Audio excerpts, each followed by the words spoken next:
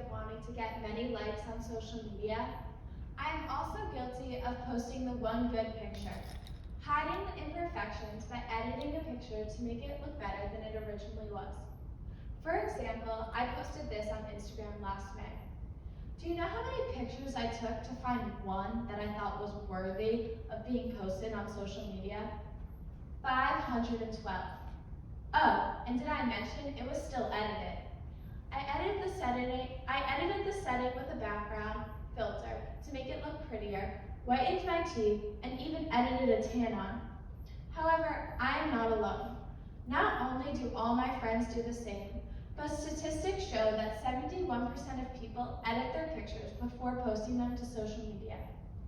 I should also point out that the like count is off for this picture because it only got 800 likes, and I did not want anyone to see that I only got 800 likes.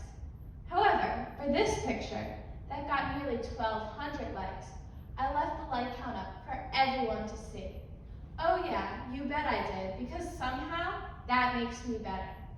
Hello, my name is Kelly Drzezinski, and today I will be talking about overuse of social media and the negative effects it has on our mental health.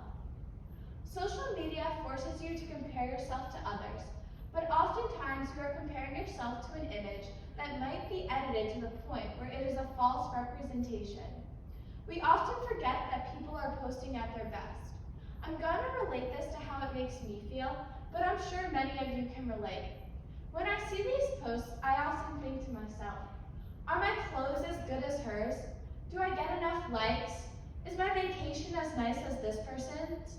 Or wow, everyone was invited, why was I not? The longer I spend on social media, the more unworthy and sad I feel. But why? Why don't I just turn it off, put away my phone, and stop using it? How many times do you find yourself aimlessly scrolling on social media? We are not alone. The average person spends 2 hours and 22 minutes on social media alone daily, and teens ages 13 to 18 use an average of 9 hours of entertainment media. Tweens ages 8 to 12 use an average of 6 hours of entertainment media, and this does not include the time they spend on media for school or homework. Do you ever want to leave a social media platform but find yourself saying one more post again and again? Do you ever wonder why we do this? Let me tell you. Social media platforms are addictive in the same way slot machines are. Since we don't know the content we will see when we open the app, the spontaneous results actually cause a feeling of reward by releasing dopamine, the same chemical linked to other pleasurable activities such as doing drugs. These platforms are strategically designed to keep us engaged by personalizing each individual's platform with their own interests. 69% of adults and 81% of teens use social media in the United States, and this number is continuing to increase.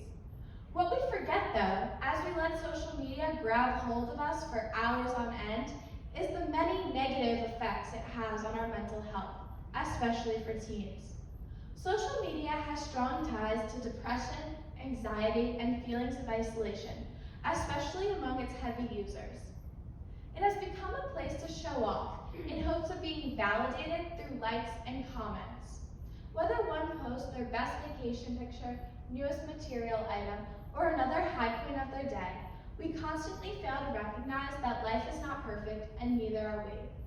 Everyone hides their flaws to appear better than one another for more likes and validation. But what happens when we don't get this feedback that we want is we become disappointed and upset. As awful as these things may seem, we have yet to touch on the worst part of social media: cyberbullying. Over half of adolescents are bullied online, and about an equal amount engage in cyberbullying. Over 1 in 3 people have received a cyber threat, and 25% of people have been bullied repeatedly online. About half of these people fail to tell their parents when they are being cyberbullied. And the worst part about that is that that means that they are internalizing these feelings and making them so much worse to cope with. These numbers are astonishing and hard to comprehend. It is easy to hide behind a screen and say things you'd never say in real life. It is also increasingly easy to hide your identity to cyberbully someone. Whether you want to admit it or not, the statistics speak for themselves. Between 2009 and 2017, the suicide rate grew 25%. And what corresponded with that jump was the growing use of social media platforms.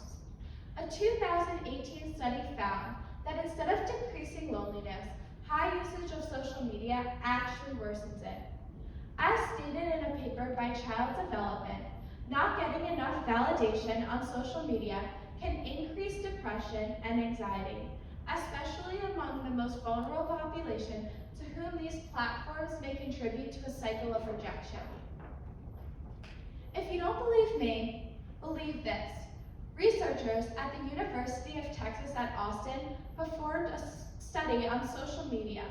This study was 3 experiments, and they had participants who were randomly assigned to receive either few likes or many likes. The team found that the participants who received few likes felt strongly rejected and had many negative thoughts about themselves. Adolescents with the strongest negative reaction had higher risk of depression and sensitivity to daily stressors. This experiment proved that social media has potential to worsen feelings of inadequacy and rejection in teens, because many of them come to social media for the validation only for it to be denied to them again and realize that they are not measuring up to their peers. So why do we do it? Why do we stay on social media, even if we know the many negative effects it has on our mental health? I'll tell you why. Our fear of missing out. We are scared to miss a message, a joke, or even an opportunity to connect with our peers. Our phones are always on us, buzzing, dinging, and calling for our attention. This has become a huge distraction in our lives. It affects our ability to get work done, and even leads to procrastination because we spend our time on social media. While social media definitely has some great value, like its ability to bring people together, it is important to recognize its flaws. We should work to limit our time we spend on social media and use it for positive purposes. We should work on setting screen time for ourselves. Parents should also realize that children become addicted to their phones and set in to help their children by setting their screen time.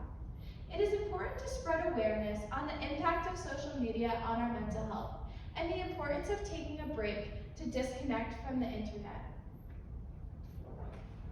Unplugging from your phone, especially social media, helps us realize we need to be focused on our general well-being rather than what someone else might be doing 24/7. There are many benefits to unplugging, like focusing on more important aspects of life, having more time to do things that make you happy, and even getting a better sleep. Unplugging allows for you to live in the moment without taking your phone out and getting distracted by it. It is also a good idea to find a hobby during your time away from your phone. I am guilty of everything I just talked about, and I have yet to set my own screen time. Today, I will make a start. I will set my screen time and I will change my way of posting. I hope that together we can make this change. I hope we can use social media less and we can change our ways of posting.